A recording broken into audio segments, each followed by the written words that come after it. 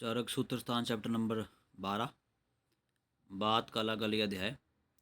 तो वायु के संबंध में जो है 8 प्रश्नों को उपस्थित करना। तो वायु के गुण दोष से संबंधित ज्ञान के विषय को लेकर एक दूसरे के सिद्धांतों को जानने के लिए महर्षिगण एकत्र बैठकर परस्पर प्रश्न करने लगे। पहला प्रश्न है कि वात के गुण क्या हैं। तो उत्तर दिया सांकृत्यायन देश के कुछ नामक वैद्य ने कि रुक्ष लघु शीत दारुण खर विशद, ये 6 गुण जो है वात के हैं। ठीक है, तो वात के 6 गुण हैं रुक्ष लघु शीत दारुण खर और विशद। दूसरा प्रश्न कि वात प्रकोप के कारण क्या हैं। कुमार शिरा भारद्वाज ने उत्तर दिया कि इन गुणों से युक्त वायु इन्हीं गुण वाले द्रव्यों के तथा इसी प्रकार के प्रभाव वाले कर्मों के अभ्यास करने से शरीर में कुपित होती है, क्योंकि समान गुणों का अभ्यास करना धातुओं की वृद्धि का कारण होता है। तीसरा प्रश्न वात शमन के कारण क्या है।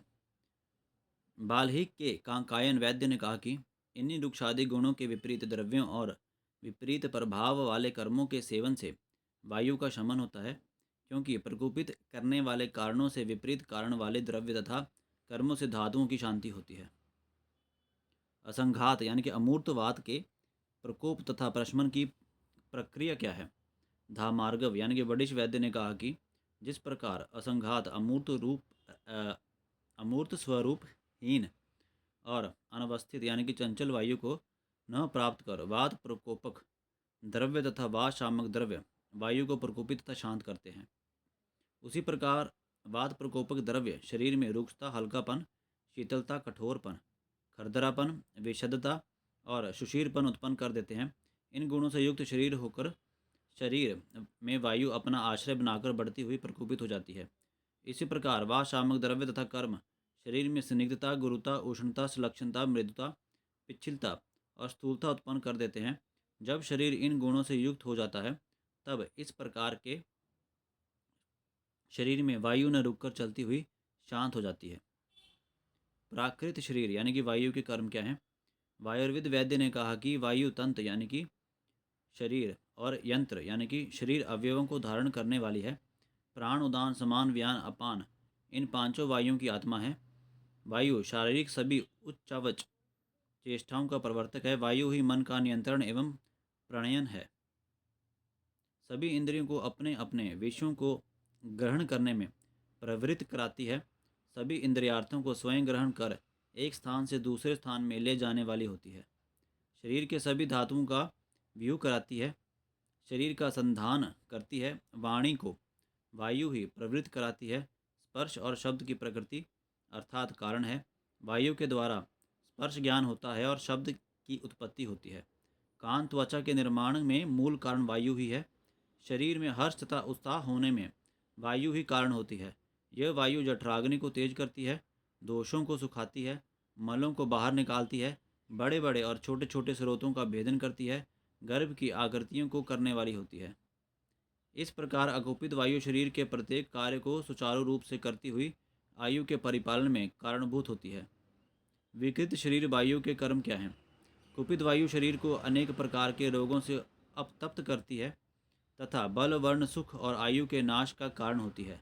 मन को दुखित करती है, सभी इंद्रियों की शक्ति का नाश करती है, गर्भ को नष्ट करती है, गर्भ में विकृति उत्पन्न करती है, गर्भ को गर्भाशय में सुखाकर बहुत दिनों तक धारण करती है। शरीर तथा मन में भय, शोक, मोह, दीनता, अति प्रलाप करना आदि उपद्रव करती है और प्राण को भी नष्ट करने वाली होती है। प्राकृत लोक वायु के कर्म क्या हैं। ठीक है, तो 14 कर्म ऑफ अकुपित वायु। पृथ्वी को धारण करना, अग्नि को जलाना, सूर्य, चंद्रमा, नक्षत्र एवं ग्रहों को अपनी अपनी गतियों में उचित रूप से रखना, बादलों को उत्पन्न करना, जल का बरसना, नदी और तालों को उचित रूप में बहाना, फूल फलों को यथा समय उत्पन्न करना, उद्भिद को निकालना, 6 ऋतुओं को अलग अलग विभक्त करना, सोने चांदी आदि धातुओं को विभक्त करना, सोने चांदी आदि धातुओं के मान संस्थान को स्पष्ट करना, बीजों में गुणों का अभिसंस्कार करना, जौ, गेहूँ आदि धान्यों को बढ़ाना तथा धान्यों को सड़ने से बचाना एवं समय पर पक जाने पर उन्हें सुखा देना, अवैकारिक विकार को करना। विकृत लोक वायु के कर्म क्या हैं। समुद्रों को उत्पीड़न करना, तालाब नालों को नालों के जल को उल्टा बहाना, नदी के जल को उल्टा बहाना, भूमिकंप करना, मेघों को अधिक गरजाना, पर्वत की चोटियों का तोड़ फोड़ करना, वृक्षों को खाड़ फेंकना, बर्फ बिना मेघ के शब्द होना, छह ऋतुओं को विकृत करना, धान्यों का उचित मात्रा में उत्पन्न होना, भूत का विनाश करना, भावात्मक पदार्थों का अभाव करना, चारों युगों के अंत करने वाले भयंकर बादल, सूर्य, अग्नि और वायु को उत्पन्न करना।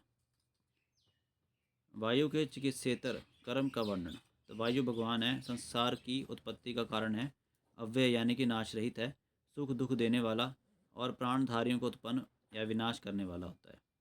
वायु के नाम मृत्यु, यम, नियंता, प्रजापति, अदिति, विश्वकर्मा, विश्वरूप, संवेग, सभी तंत्रों का रचयिता, अणु विभु यानी कि व्यापक, अणु विभु विष्णु और भगवान वायु ही लोगों का क्रांता है यानी कि अतिक्रमण करने वाला है। वायुर्विद वैद्य के वचनों को सुनकर मरीचि नामक वैद्य का उत्तर। फिर प्राकृत तथा विकृत पित्त के कर्म। मरीचि बोलते हैं कि शरीर में पित्त के अंतर्गत रहने वाली अग्नि ही कुपित तथा अकुपित होकर शरीर में शुभ और अशुभ कार्यों को करने वाली होती है।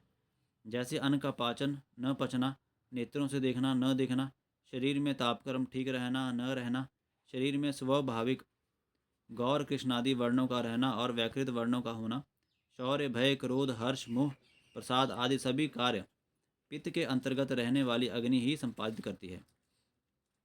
काप्य वैद्य द्वारा प्राकृत व विकृत कफ के कर्म। कफ के अंतर्गत रहने वाला सोम ही कुपित और अकुपित रहकर शरीर में शुभ और अशुभ कार्य करता है। भगवान पुनर्वसु आत्रेय एकांत यानी कि एक पक्षीय सिद्धांत। क्योंकि वात पित्त कफ शरीर में प्रकृतिभूत रहकर अव्यापनेन्द्रिय पुरुष को बल, वर्ण और सुख तथा बहुत बड़ी आयु से युक्त करते हैं। यदि वात पित्त कफ विकृत हो जाते हैं तो पुरुष को बहुत बड़े विपर्य से युक्त करते हैं और अल्पायु और मृत्यु करने वाले होते हैं। वायु के 6 गुण, 2 प्रकार के कारण, अनेक प्रकार के कर्म, 4 प्रकार के कर्म, कुपित शरीरचर, अकुपित शरीरचर, कुपित अशरीरचर, अकुपित अशरीरचर कर्म होते हैं।